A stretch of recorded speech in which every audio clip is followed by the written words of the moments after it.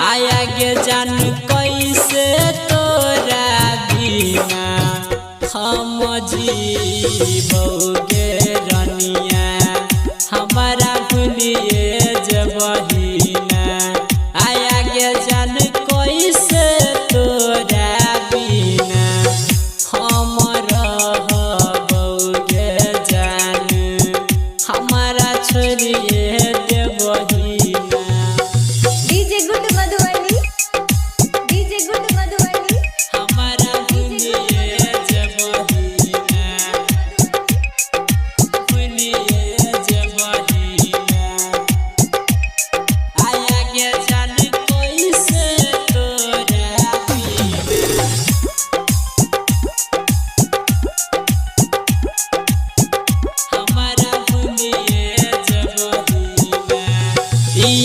जानू पियरी सारी पहिर के जबहिना आय अपना सैया के तू गैसे सजबहिना।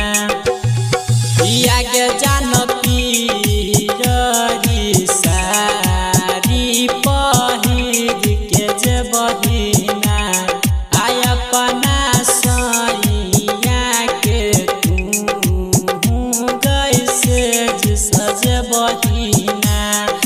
केकरा से करबे हम मुलाकात कैसे के होतो सुन लगे बात आगे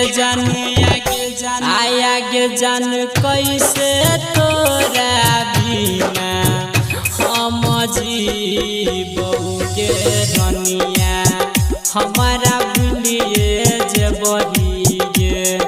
आया गे जान कैसे तोरा बिना हम रहबोगे जान हमारा भूलिए जबहिए। डीजे गुड मधुबनी हमारा भूलिए जबहिना भूलिए जबहिना। आया गे जान कैसे तोरा बिना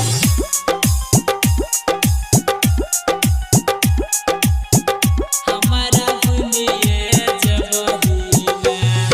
आजुआरा पब जय छौरी जे मटको रहोय तो ना आजान गे हो तो तोहर विदाई शादी के भोर हो तो गे। आजुआरा पब जय छौरी जे तोहर मटको रहोय तो गे आजान गे होय तो तोहर विदाई शादी के भोर होय तो ना।